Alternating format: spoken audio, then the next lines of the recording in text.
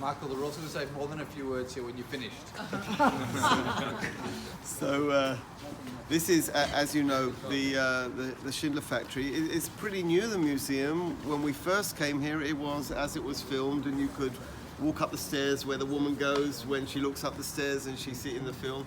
They filmed here. They filmed in it. There are certain things I want to try and first of all just talk a bit about Oskar Schindler, and then move it out into Righteous Gentiles. Just those. How many people are Bucky in the film? Like, not really. Most people be watching it. I watched it. Okay, so This is my second time. Oskar Schindler is a very interesting person because Oskar Schindler, it was essentially before the war, he was a German spy in Czechoslovakia, and therefore he couldn't go back after the war because the Czechs were extremely strongly anti-German. When the Germans were retreating at the end of the war, they massacred them, the Czechs, in Czechoslovakia, right at the end of the war. And the Germans did a lot of damage to Czechoslovakia. And he was like a German ethnic in Czechoslovakia, and he was spying for the Germans before the Germans entered Czechoslovakia. A member of the Nazi party, but not a soldier, a profiteer. And he comes to Krakow to make money, and he makes a huge amount of money. He makes a huge amount of money using Jewish labor and profiting in this factory. There are certain stages that Jeremy already mentioned. The Jews were, firstly, before they moved into the ghetto, quite a number of Jews were already sent away. There were less Jews in the ghetto, and Jews were appropriated to. The man in charge of the ghetto is a man called Amon Gerd. Amon Gerd was also the man who killed the people in Tarnov. He was a commandant who did the liquidations in Tarnov, and then he moved on to Plazov. Plazov is on the outskirts of Krakow. It's based on the area of a Jewish cemetery, an old Jewish cemetery where Sarah Schindler is buried. And he set up Plazov there, and eventually they liquidate the ghetto, and they send the ghetto to Plazov. The people who survive the ghetto, they move on to Plazov. Either they move from Plazov to Auschwitz, or they don't move at all. And he is very strong on the fact that his factory, he wants to make the money. At the beginning, he wants to make the money. And when they move the ghetto to Plazov, they move all the factories into the camp. And Schindler won't move his factory into the camp. And based on the greed of Goethe, which is absolutely true, he keeps bribing Goethe. He gets the Jews from the ghetto to stay here. They lived here, the Jews. So Schindler Jews were able to live here, which means there's no SS guards, or there are SS guards, but they're under his auspices. At some stage in the film, they do it with a scene when he's on the top of a mountain. The mountain's over there.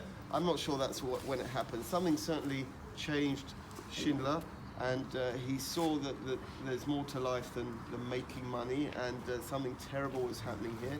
And he started, bit by bit, helping Jews. He was helping Jews first by giving them more food, and then bringing Jews out of the camp into his workplace. The problem with Schindler was that Schindler was a profiteer and a member of the Nazi party, and he was initially declared as a righteous Gentile, but there were objections. The objections you would never understand from watching the film because it's not in the film.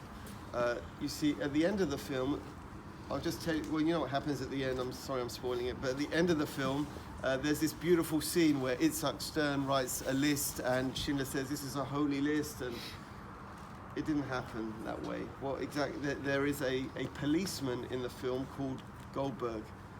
He's right at the beginning, he goes right through the film, they say you look funny in the hat or whatever. Goldberg was a very corrupt Jew, and Goldberg was told to make the list. Goethe was in jail already. Goethe was in jail for corruption, and he was told to make the list, and he started taking bribes to make the list. And therefore certain people who were meant to be on the list were taken off, and certain other people were put on the list. Goldberg, by the way, he went to live in Brazil after the war. He was identified and then told he better hide because the Jews are going to kill him. If they ever find him, they're going to kill him. And so there was a lot of debate about Schindler. Number one, at the beginning, there were accusations of him beating people and sexual accusations. And then the people who didn't get on the list were very upset. They said, this is a profiteer, he's a Jewish slave labor, why should he be on this? And they revoked his status as a righteous Gentile, Yad Vashem. And what year was he put on and revoked? I I know when he was revoked when his wife was about to be honored, because his wife was a righteous gentle in her own right, and she was flying to Israel to get the honor, and they thought this isn't going to be right? She's going to come and they're going to see that he's been revoked, and so they left him as a righteous gentle. I think probably correctly so, actually, because at the end of the day he saved. There are certain scenes in the film that are absolutely correct.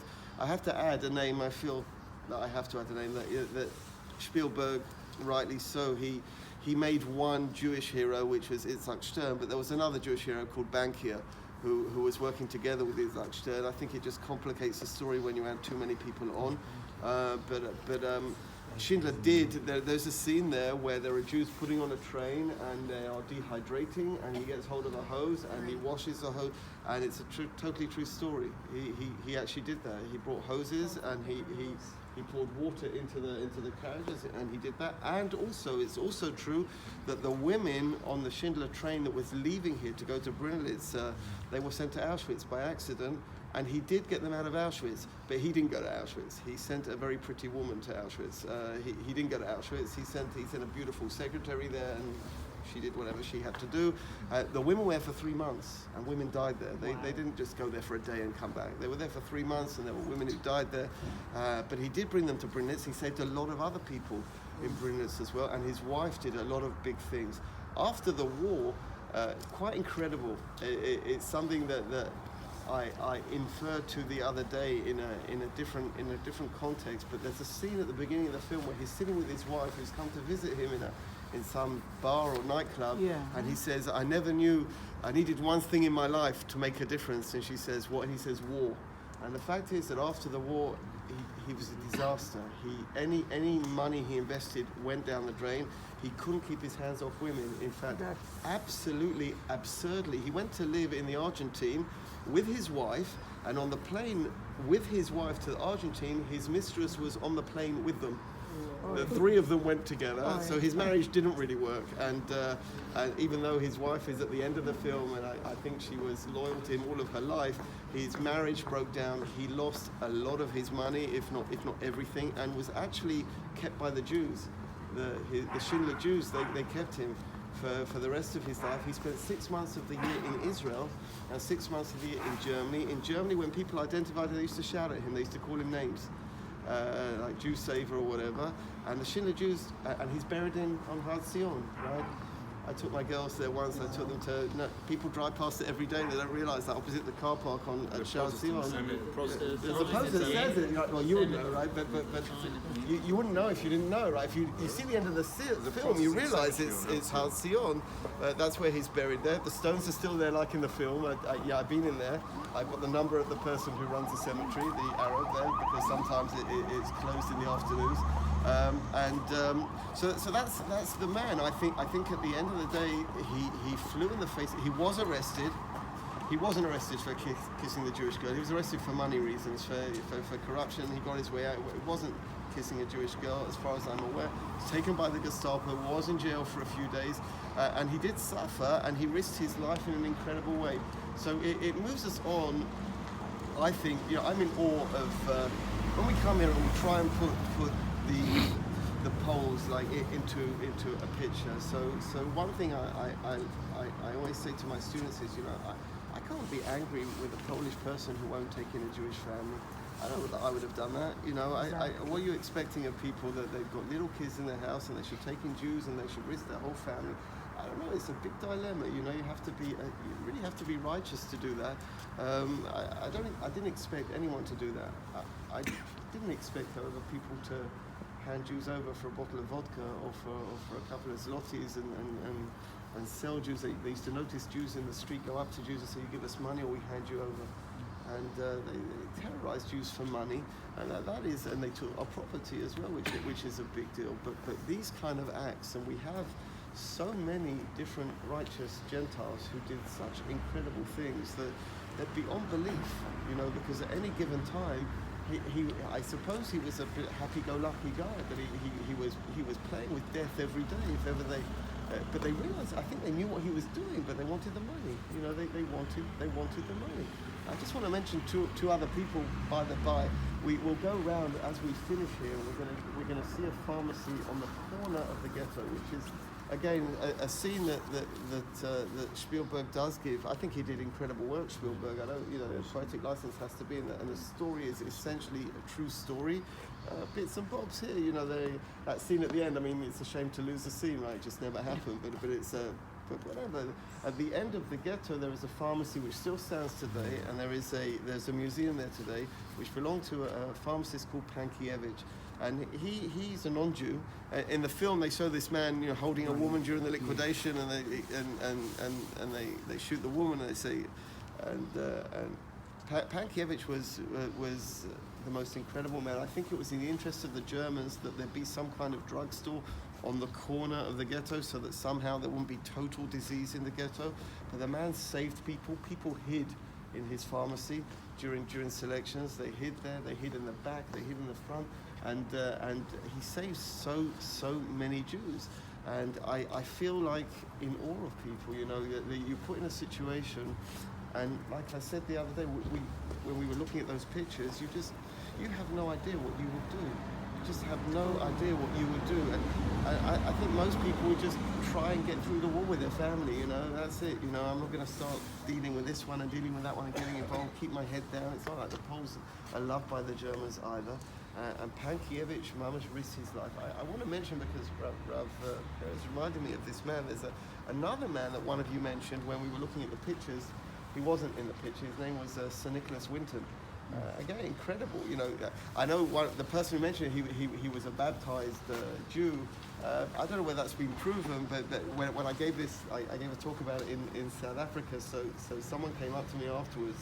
I didn't really like what he said, but I don't know how to answer it. He said, you know, if someone did such good deeds, he could only be a Jew. A non-Jew could never do such good deeds. Lishma. And I said, I whatever. It was Tisha B'Av. I didn't want to talk about it so much. And I said, but this was a man who before the war, a stockbroker making a lot of money in England, single man. He went to Czechoslovakia because he read about refugees, and he started finding homes for Jewish children in England. He saved 700 Jewish children before the war. But what is absolutely unbelievable about this man is he never told anyone. Imam never told anyone, and about 50 years later, his wife found a box in the attic with lots of paperwork. As she went out and said, "What is this?" And he told her. So she then got moving. So you would remember this, Michael. There used to be a program in England called That's Life with Esther Ransom, a Jewish woman, but and she used to report special things. And this most incredible scene, it's worth if you YouTube Nicholas, where she gets everyone into this studio. He's sitting there quite innocently, and she says, know why he's there. She starts talking about the album, and then she says, "Is there anyone in this room who was saved by Nicholas Winton?" And they all stand up, and it's unbelievable. It's so emotional. How do you find it on YouTube? Sir Nicholas Winton, The Power of You Good. said you saw it on There's a whole film. I saw it. I think what's incredible there is that the man he didn't ever take any credit. Like a real Englishman, they asked him, well, why didn't you tell anyone? He said, well, it's just something I did, you know. And okay. Very humble. Yeah, very, very humble. He passed away last 2 years ago. 107, I think. And he was riding an aeroplane. He was driving his own plane. Absolutely incredible. So I think it gives. If we go back all the way to the beginning, when we stood by Adam Chernikov, and I took that title of Primo Levi. If this is a man, there are good people. It gives you, you know, you could walk away from a week here with no faith in human beings, with no belief in mankind, and this is just happening again and again. But there are people like this who and they're not heads of anything. They're just regular people who just suddenly do good. Pankiewicz is just a pharmacist. You should know that God, you know, whatever. I'm not going to say what God does and how He does it. Were these people recognized by Yad Vashem? Oh, so very interesting point. Yes. Pankiewicz, yes, and Schindler, yes. Nicholas Winton, no, because Nicholas Winton didn't risk his life. It was before the war.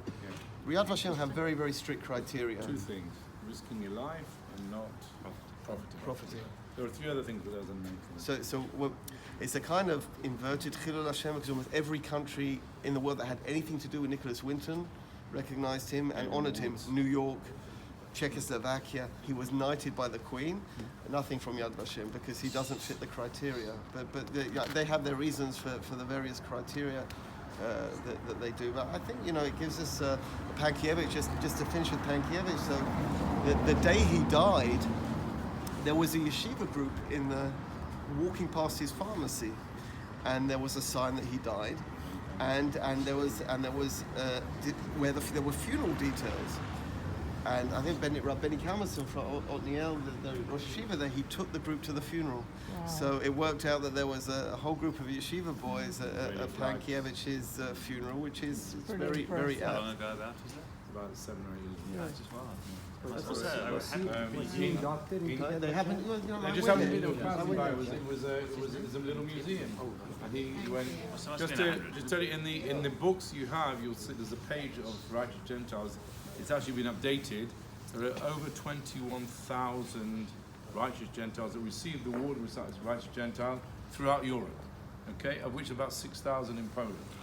So on the one hand, I think again, Rav Milston said the balancing act. When we tell the story of Yadvavna, where the neighbours, remember the story of the neighbours when they took 1,500 Jews and burnt them in a barn, and all the things that Rav Milston said. But Sachini, you have this balancing act, and 6,000 is a lot of people on the one hand. Perhaps on the other hand, it's a bit of a sort of like a drop in the ocean. Having said that, what I think Rav Milston said is so true. It's to be a righteous Gentile is a crazy thing. How many of us would be able, prepared? Who knows?